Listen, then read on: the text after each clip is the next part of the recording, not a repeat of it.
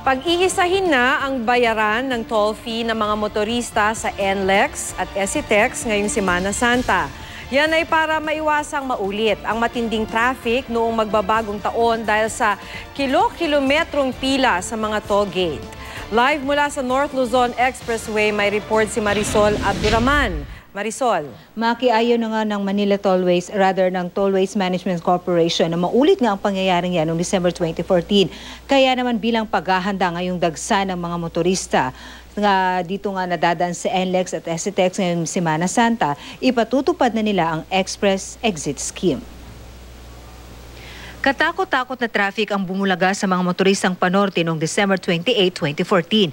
Inabot ng kilo-kilometro ang pila sa mga toll gates sa North Luzon Expressway o NLEX, Subic-Clark-Tarlac Expressway o SCTEX at maging sa Tarlac-Pangasinan-La Union Expressway o TPLEX. Kaya naman ang biyahe patungong Baguio na karaniwang inaabot ng 6 na oras lang, inabot ng halos kalahating araw. Ang mga kalsada papasok noon sa Baguio City ng mistulang parking lot.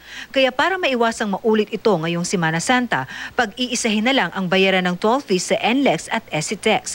Ang mga motoristang daraan sa SCTEX hindi na magbabayad sa Dautol Plaza ng NLEX kundi sa pagpasok na nila ng SCTEX. Mababawasan po ng isang stopping point.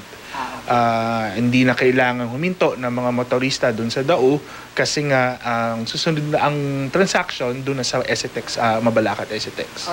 Maglalagay rin ng mga ambulant teller sa Balintawak at Mindanao Toll Gate. Bukas na rin ang Segment 9, isa pang entry point sa Karahuatan, Valenzuela. Bubuksan na rin ang Express Exit Card para sa Class 1 motorists mula 7 a.m. sa April 1 and 2 para sa mga northbound na sasakyan. Sa April 4 at 5 naman ito bukas para sa mga southbound. 5% ang diskwento ang unlock nila sa mga motorista mag-aabil nito sa mga gasolinahan sa NLEX. Mas mabilis kasi surrender na lang po yun instead of kung magbabayad pa ng cash, tapos may suklian pa. Bukod sa pagresolba sa problema ng mahabang pila, magtatalaga rin ang Tollways Management Corporation ng mas maraming tauhan para tumugon sakaling may mga aksidente sa daan. Inaasahang tataas ang bilang ng mga motoristang palabas ng Metro Manila simula Miyerkules Santo. Nito nga lang weekend, umakyat sa 200,000 ang volume ng mga sasakyang panorte mula sa normal volume na 180,000. Kaya ang ilang bakasyonista mas piniling lumiban na sa trabaho at bumiyahe na ngayong Lunes Santo. Kung mahirap ng Monday, mas mahirap po ng Wednesday kasi lahat yun uwian. Expected traffic sa Wednesday. Dakong alas 5 naman ng hapon kanina nang magkaroon ng grass fire sa bahaging ito ng Bukawi. Nasa gilid lang daw ito ng Bukawi Toll Plaza kaya agad na narespondihan ng NLEX.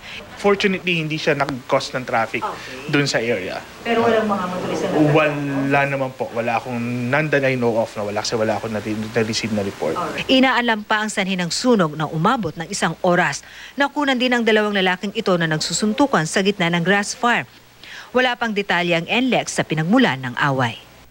Makiat para masiguro nga na monitor nila ang lahat ng mga area na daraanan ng mga motorista. Sintiniyak ni rin na working lahat ang kanilang mga CCTV nang sa gayon ay makita nga nila ito.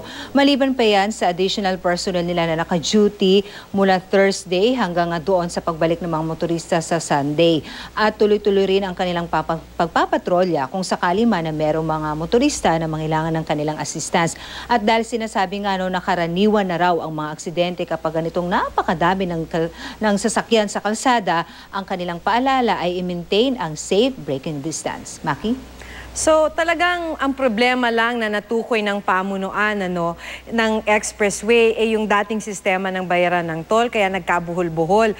Kung yun lang yung natukoy nila, Marisol, na problema, at ito, they're going to introduce a new system na banggit ba nila kung gaano kadami yung mababawas. Halimbawa, kung dati 6 na oras ka dyan, halimbawa sa expressway, ngayon ba 2 oras na lang? May ganun ba silang mga paliwanag na naibigay?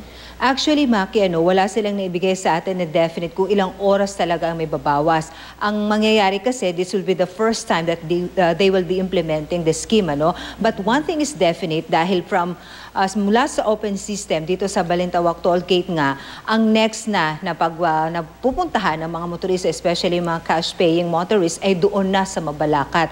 Ganon din naman ito kapag halimbawa mga naka-e-pass or easy-street ay tuloy-tuloy lang ang kanilang pagdaan. So definitely, yung dati raw na kadalasan at karaniwan na mahaba ang pila sa dao, ito na ngayon yung iiwasan dahil hindi na doon magkocongest ang mga sasakyan dahil dire-diretso na raw ito doon sa Mabalacat, doon na lahat ang transaction. So this alone daw ay malaking ginhawa na raw sa mga motorista dahil bawas pila na sila doon sa mga toll plaza or toll gate kung saan daw karaniwan na talagang mahaba ang pila ng mga sasakyan, Maki.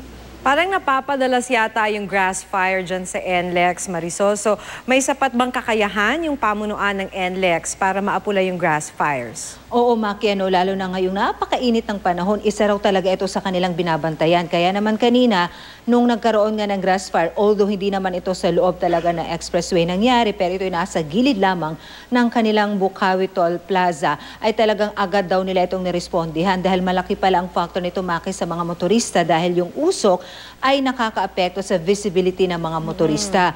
Kaya naman, they have enough facility naman daw dahil prepared naman daw sila sa mga ganitong eventualities. Ganun pa man, of course, kinailangan pa rin nila ang tulong ng Bureau of Fire Protection. Pero yun nga, initially, agad naman silang nakakaresponde dahil yun nga ang iniiwasan nila, na makaapekto ito sa kanilang motorista dahil definitely, magiging sanhi rin daw ito ng mga aksidente kung sakali nga, na talagang magkaroon ng usok ang kalsada at makaapekto ito sa visibility ng ating mga driver, Maki. Maraming salamat, Marisol Abduraman.